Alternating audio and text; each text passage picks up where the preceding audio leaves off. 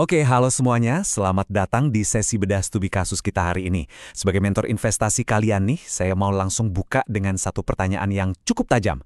Coba perhatikan PT Optima Prima Metal Sinergi Tbk, atau biasa kita sebut OPMS. Saham yang satu ini pergerakannya luar biasa liar akhir-akhir ini. Pertanyaannya, apakah ini sebuah peluang turnaround emas yang belum disadari market, atau malah jebakan resiko tinggi yang siap membakar portofolio kalian? Nah, siapkan catatan ya, karena hari ini kita bakal bongkar semuanya sampai tuntas. Selamat datang di sesi masterclass intensif OPMS. Di sini saya akan pandu kalian buat menyelam dalam banget ke fundamental perusahaannya. Kita nggak cuma sekedar baca berita ya, kita bakal bedah angkanya, evaluasi strateginya, dan yang paling penting nih, kita bakal hitung berapa sih nilai wajar atau fair value asli dari emiten ini. Jadi, fokus ya.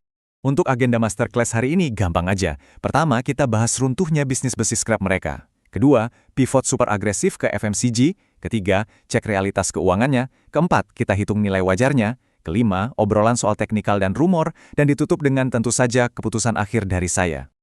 Oke, kita langsung masuk ke bagian pertama. Runtuhnya bisnis besi scrap, atau ketika bisnis inti sebuah perusahaan benar-benar anjlok. Bayangin deh, di satu sisi kita punya realitas lama yang keras banget. Karat, kapal-kapal tua yang dibongkar, besi tua, pendapatan yang terus-terusan tergerus. Dan fakta bahwa di tahun 2025, bayangin, mereka cuma punya 5 karyawan tetap. 5 loh, bisnis ini padat modal tapi sangat minim staff. Terus, tiba-tiba di sisi lain, jeng-jeng, kita disodorin visi 2026 yang super ambisius. 16 lini produk fast moving consumer goods atau FMCG. Mulai dari distribusi pangan, sampai kerjasama barang raksasa kayak Indofood dan Ebina Cheese.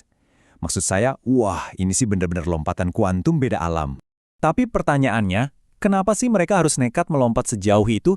Nah, coba perhatiin. Pendapatan mereka di tahun 2024 itu masih di angka 40,78 miliar rupiah. Lumayan kan? Tapi masuk ke 2025, angkanya benar-benar terjun bebas ke 6,46 miliar doang. Itu kontraksi yang luar biasa brutal, minus 84,16%. Usut punya usut, ternyata kelangkaan suplai kapal bekas secara global, ditambah fluktuasi harga logam, sukses menghancurkan urat nadi pendapatan mereka. Nah, kondisi fundamental yang babak belur inilah yang pada akhirnya maksa manajemen buat menekan panic button dan ngelakuin pivot radikal biar perusahaannya tetap hidup. Jadi, mari kita bahas bagian kedua, pivot agresif ke FMCG, alias 16 tali penyelamat baru mereka. Mereka sekarang mulai ngebidik sektor-sektor kayak biji-bijian, komoditas gula, kopi, retail, bahkan sampai produk peternakan dan susu. Terus, strateginya gimana? Alih-alih mulai dari nol, mereka berencana memaksimalkan jaringan logistik yang sebenarnya udah mereka pegang di area Jawa Timur dan Madura.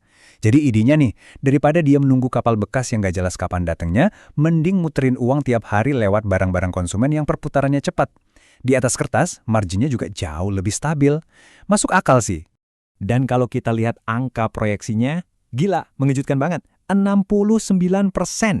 Ya, menurut studi kelayakan resmi dari KJPP, Internal Rate of Return atau IRR buat ekspansi FMCG ini diproyeksi tembus 69%. Yang bikin tambah melongo, ekspansi awal yang masif ini katanya cuma butuh modal dari kas internal sebesar 3 miliar rupiah. Jujur aja, tingkat pengembalian kayak gini sih di atas kertas super duper menggiurkan. Tapi kita masuk ke bagian ketiga, realitas keuangan dan arus kas. Yuk kita angkat kap mesinnya dan lihat ada apa di dalam sana. Di tahun 2025, perusahaan nyatanya rugi 6,58 miliar rupiah. Lanjut ke kuartal pertama 2026, kerugian operasionalnya masih jalan terus di angka 1,70 miliar rupiah. Pendapatan intinya juga malah makin turun. Tapi, tunggu dulu. Anehnya, saldo kas mereka di kuartal 1 2026 justru melompat tinggi jadi 14,36 miliar rupiah. Lah, operasional berdarah-darah, tapi kas malah gemuk. Uang dari mana coba? Padahal kas ini kan metrik paling krusial buat mereka bertahan hidup sekarang. Usut punya usut, jawabannya ada di saham treasury. Jadi, OPMS ini diam-diam cukup agresif ngejual balik saham hasil buyback mereka ke pasar reguler. Sampai pertengahan April 2026 aja, mereka udah ngelepas lebih dari 35 juta lembar saham. Dan manuver ini sukses nyuntikin modal segar sebesar 6,18 miliar rupiah langsung ke dalam kas. Ini dia darah segarnya teman-teman. Uang inilah yang mastiin rencana ekspansi FMCG mereka nggak layu sebelum berkembang. Sekarang kita sampai di bagian keempat, yang pastinya paling kalian tunggu-tunggu. Perhitungan nilai wajar. Waktunya kita kalkulasi valuasi aslinya. Kalau kita sandingkan OPMS dengan rata-rata kompetitor di sektor yang sama, wow. Coba lihat metrik price to sales atau P per S ratio mereka. OPMS ada di angka astronomis 15,5 kali. Sementara teman-teman sebayanya rata-rata cuma 0,5 kali. Ini benar-benar di luar nalar. Artinya, harga saham OPMS di bursa sekarang itu udah benar-benar lepas dari realitas penjualan aktual mereka. Pasar udah nggak peduli lagi sama bisnis besi tua mereka. Yang dibeli pasar saat ini murni cuma mimpi dari masa depan FMCG-nya. Nah, poin paling krusialnya di sini. Berdasarkan perhitungan fundamental dan nilai buku yang benar-benar ada wujudnya saat ini, nilai wajar atau fair value yang rasional buat OPMS itu cuma ada di kisaran 100 sampai 110 rupiah per lembar saham. Sebagai mentor kalian, saya harus kasih tahu realita pahit ini.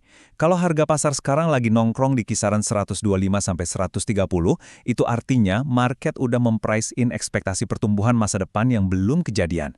Kasarnya, kalian ngebayar harga premium hari ini untuk sebuah janji manis yang belum terbukti sepeser pun di laporan keuangan. Oke, lanjut ke bagian kelima. Analisis teknikal dan rumor pasar. Atau gimana caranya kita nge-trading di tengah segala kebisingan ini. Kalau kalian memang nekat mau turun ke medan perang ini, catat baik-baik. Area support terkuat yang lumayan sinkron sama nilai wajar kita tadi ada di 103. Tapi yang benar-benar pengen saya highlight adalah angka betanya, 2,61. Kalian tahu artinya? Volatilitas OPMS ini 2,5 kali lipat lebih brutal dibanding rata-rata pergerakan bursa. Ini resiko sistemik tingkat dewa, teman-teman. Benar-benar cuma buat trader yang punya jantung baja. Dan pergerakan marga yang liar itu nggak lepas dari bumbu-bumbu rumor. Banyak banget spekulasi yang seliweran soal masuknya investor strategis gede lah, atau ada konglomerat yang mau akuisisi lah. Berita-berita kayak gini yang bikin anomali volume transaksi meledak sampai 16 kali lipat dari biasanya dalam sehari. Tapi ingat ya, pesan saya di masterclass ini, kita perhatiin aja rumornya secara objektif, jangan sampai baper. Keputusan investasi kita wajib berbasis pada angka yang nyata, bukan dari bisikan-bisikan gaib di grup Telegram. Akhirnya kita masuk ke bagian ke-6. Keputusan akhir mentor. Waktunya kita timbang matang-matang resiko versus potensi keuntungannya. Ada 4 pilar resiko raksasa yang harus kalian hadapi. Pertama, resiko eksekusi. Ngurusin logistik rantai dingin buat keju, itu beda banget sama motong-motong bangkai kapal pakai las. Sukses main besi nggak menjamin bakal sukses jualan susu. Kedua, resiko likuiditas. Saham yang berada di publik itu relatif dikit, jadi harganya gampang banget digoreng atau di-cornering sama pihak tertentu. Ketiga dan keempat, ini resiko makro ya, fluktuasi rupiah dan ancaman regulasi pemerintah soal kebijakan impor. Ini semua adalah beban berat yang terus membayangi OPMS buat bisa cetak profit ke depannya. Jadi kesimpulannya balik lagi ke nyali dan profil resiko kalian masing-masing. Pertanyaan pamungkas dari saya buat kalian semua. Apakah kalian berani bayar harga premium sekarang demi bertaruh pada sebuah cerita turnaround yang menjanjikan? Ataukah kalian tipe investor yang lebih rasional, yang milih nunggu di pinggir lapangan sampai laporan audit kuartal depan benar-benar ngebuktiin hasil jualan FMCG mereka?